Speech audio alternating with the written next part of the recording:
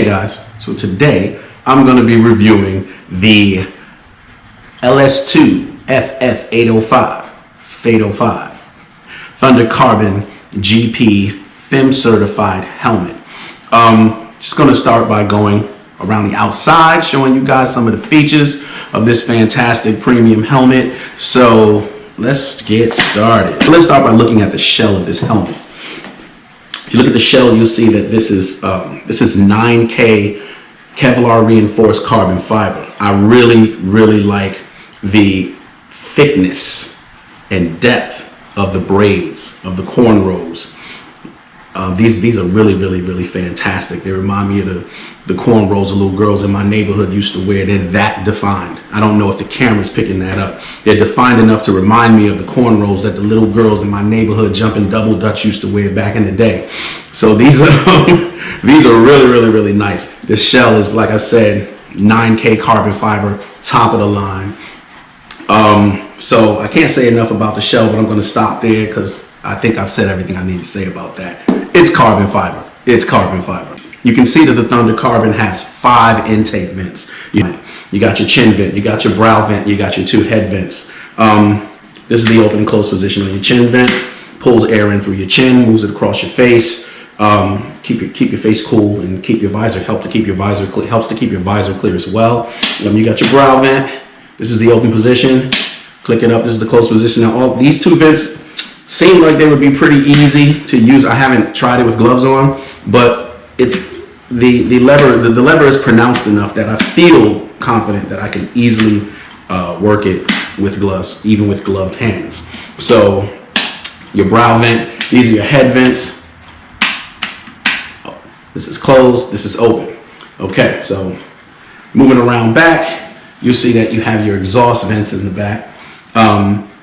These are very cool. On this really large breakaway spoiler, you can see that you have lots of vents that exhaust air. So the way the ventilation system works is the air comes in through the face, it's channeled across the top of your head, and there are actually channels in the EPS, which I'll show later, that actually direct the air to the exhaust vents and help to diffuse heat and moisture from your helmet very quickly. So I would say this helmet is well ventilated. I haven't had a chance to ride in it yet, so I can't comment too much on that, but the reviews are pretty good, and looks like it does the job for real. This thing is awesome. I really like this gloss finish on the vents. I think it offsets the matte carbon fiber very nicely. The gloss on your smoked visor, as well as the gloss on the vents. I think it's a nice contrast to the matte carbon fiber. I like a little shine on my helmet because everything these days, everything is trending toward dull and matte and flat. So I like, I'm from the old school, so I like a little shine here and there. I don't want it to be too gaudy or ostentatious, but a little bit of shine is a good thing. Nice pop. Okay, so I've talked about the vents. I've talked about the 5 intake vents in the front and the exhaust vent on the giant breakaway spoiler here in the back. But you can see, if you look at this helmet, you can see that it has, I can get the shadow here, so let me try to angle it in a way that I'm not getting that shadow. So you can see that it has these fins on the vents. There's some more here, and of course, the fins you see here on the side. LS2 calls those turbulators, and what they're supposed to do is, break up the air as it passes by the spoiler over top, and here it's supposed to break up the air and spin it or whatever, and that spinning motion, that turbulence, is supposed to, according to LS2, it's supposed to increase the stability of the helmet at speed. When you're on the racetrack and you're rolling at 200 miles an hour, that's supposed to help with the stability. These fins that you see on the side are supposed to help with the stability. That's what they're there for. That's their purpose. Let's talk about the visor. Now this visor, you can see, is very tall and flat. I'll show you the side profile of this visor. You can see that it's very tall and it's very flat. It's got a wide field of view. You can see the shape. When you come around the visor, you can see at the bottom that the peripheral field of view has been extended with this this downward slope here. It opens that up more so you can see off to the side. And I've worn this helmet. The field of vision is incredible. When you're in that tuck, it's tall, so when you're in that tuck and you're on your motorcycle, you're going to be able to see ahead of you without any obstruction to your vision. I have other helmets that obstruct my vision if I try to tuck. They're not really race oriented like they claim to be, and when I get into that tuck position on my motorcycle, it blocks my vision. This one, you'll be able to see clearly all the way down the road. Now this visor is also going to be IBC Class A rated material. That is the top rating for flammability with the International Building Code. Now some of the characteristics of of Class A polycarbonate is that it's virtually unbreakable, has super duper high clarity, and it's highly heat resistant. So this is in terms of helmet equipment, Class A polycarbonate on your visor is top-notch equipment. It's basically premium equipment. So this visor is awesome too. The clarity of vision is no distortion when you're looking through the helmet and you're looking out. I don't have this. There's no distortion, zero distortion. This thing is awesome. The clarity is amazing on this thing. More features of the visor include the tear-off posts. You can see that these tear-off posts are placed here so we can actually add tear-offs to your helmet that cover the visor when you're racing. You're on the racetrack and there's debris flying up and it's getting your visor dirty. You can just take that tear off and just rip it off and just keep moving. Even if you're on, you can use it on the street as well if you choose. I mean, you know, if you're on the highway, there's a lot of bugs out. It's bug season. A lot of things can get stuck to the visor, dirt, bugs, you know, all kinds of debris. So basically the tear-offs allow you to have a layer that can accept, that can take the dirt, then you can tear that layer off and you have a clean visor. So it helps you keep your visor clean. You know, it's good stuff. So they include the Pinlock anti-fog visor. This one in particular comes with the Pinlock 120 Max Vision anti-fog visor. Okay, so the other thing I want to show is how easy it is to take this visor off. I think it's pretty easy. We'll see how it goes. So you lower these latches on the side right here. You can see that they raise up, you know, and you close it. Then you can open it, lower the latch. And then it's pretty easy from there. You just lower the visor and kind of pull it off. Ooh, sorry, it slipped. So you pull the visor off and you can just put it back on the same way. You know, it's not too difficult at all.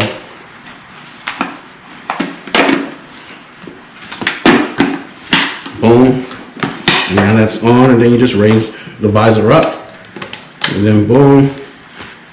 I need a little more practice with it, but you can see, being that this is the first time that I've actually, well, second time that I've actually removed the visor, worked pretty well. So it's a real easy mechanism. Good stuff. All right, underneath the helmet, you got your chin curtain, which is good. Stops air and noise from getting up in there. Inside the helmet, which is cool. You have your emergency release tear off cheek pads. These are 3D laser cut cheek pads, and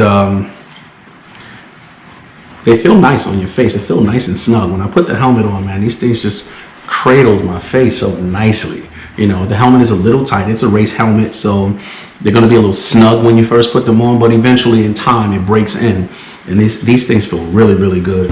These things feel really good, and they're not that difficult to take out. If emergency personnel need to remove your helmet for some reason, these come out pretty easily, you know, easy. So the other thing you have with this helmet is your double D-ring secure strap, your double D-ring enclosure mechanism here.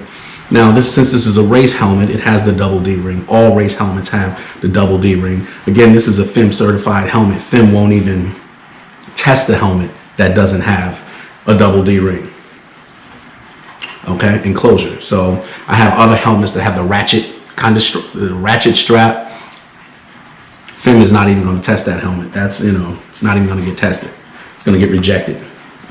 All race helmets have the double D-ring. It's the most secure type of enclosure.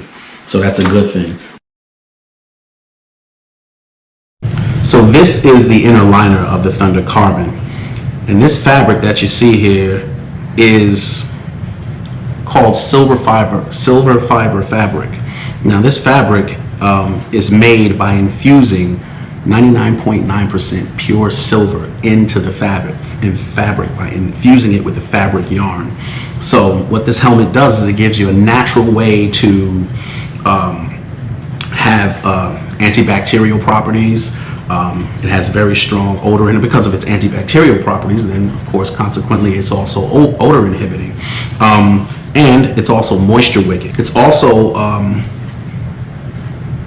cooling fabric. It helps to pull the silver ions, help pull the heat away from your head, pull it away from your head. That keeps you cooler on the ends, keeps it cooler on the inside of your helmet. It's also moisture wicking, which helps keeps it drier on the inside of your helmet. Another fantastic property of this fiber, of this silver fiber fabric, is that it is anti-static. So you don't get the static electricity pop that you get from rubbing. The silver ions in this minimize the static. Of course, the natural antibacterial and odor inhibiting properties are also a result of them fusing that silver. That is the properties of the silver that give this fiber its wonderful properties. Good stuff, man. And it also feels very soft and very, very, very comfortable. So this is good stuff. Okay, so next I'm going to show you the EPS liner in the helmet, the expanded polystyrene. This is carbon infused. It's not painted black. This is carbon infused polystyrene you see here. And one of the things you can see that the channels embedded in the helmet that that direct air from the intake vents across your skull all the way out, all the way toward the vent, across the top of your head and out the exhaust vents in the back. So that's what those are there for. They're there to help keep your head cool.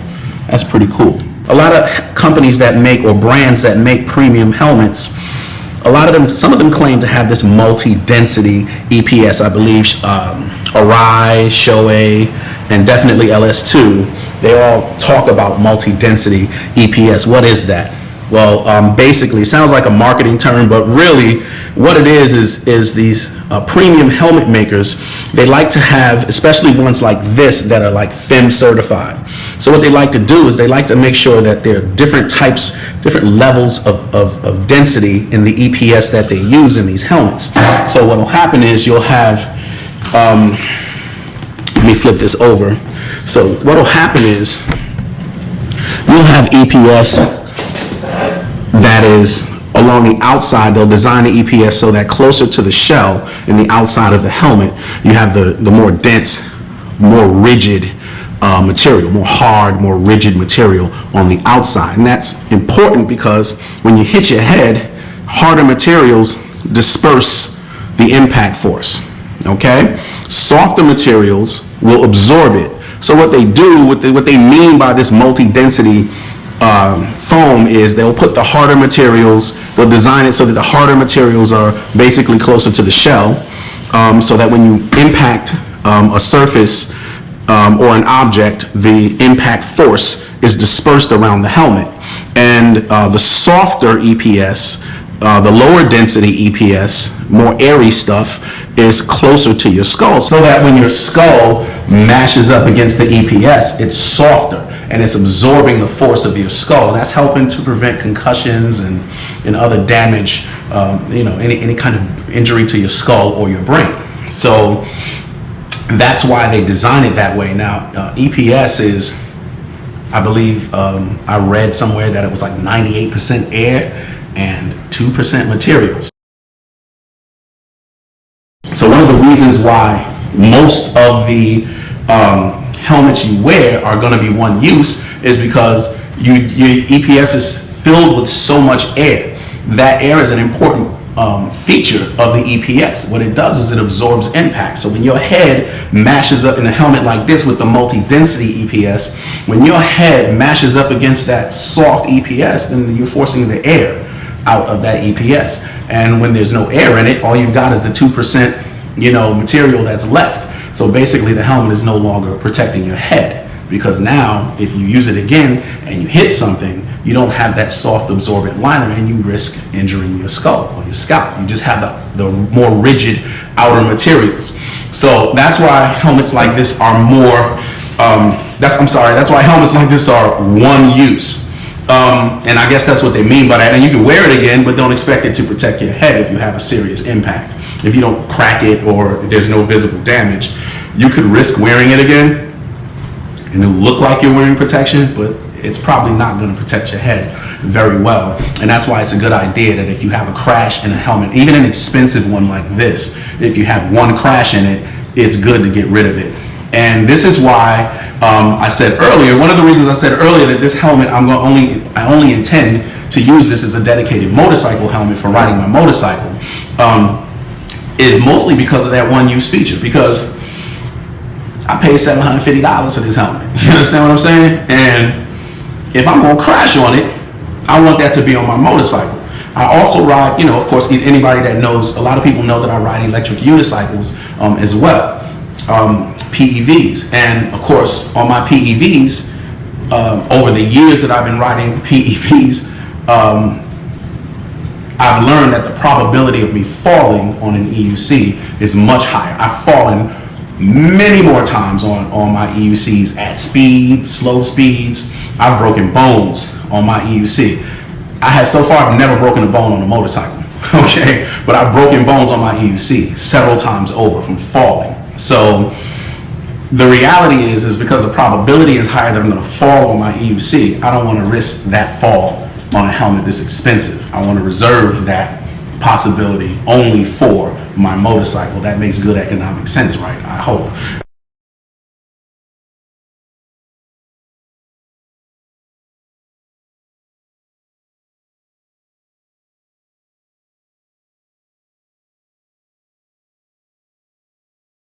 Last thing I'm going to talk about is the fit of the helmet. The fit of the helmet on my head is snug. Okay, it's an intermediate oval fit, which is perfect for me because that's typically the kind of helmet that I'm going to be wearing. Is an intermediate oval fit. But what I've noticed about the helmet when I put it on is that it doesn't, I don't get any hot spots on my brow. It's very comfortable. It's snug on the sides, as a race helmet should be. But again, over time break those helmets, and I wear the helmet around to kind of break the cheek pads in some to soften that tightness up. But it's not uncomfortably tight. It just feels very comforting, very, very snug. So I like that. The helmet is solid, it's secure, and it fits my head very well. So I love the fit. So I'm excited about being able to finally use it during motorcycle riding season. It's going to be awesome. I'm going to feel really nice in this helmet, man. I can't wait. So anyway, that's pretty much what I had to say about the LS2 FF805 Thunder Carbon GP FEM certified helmets. Peace.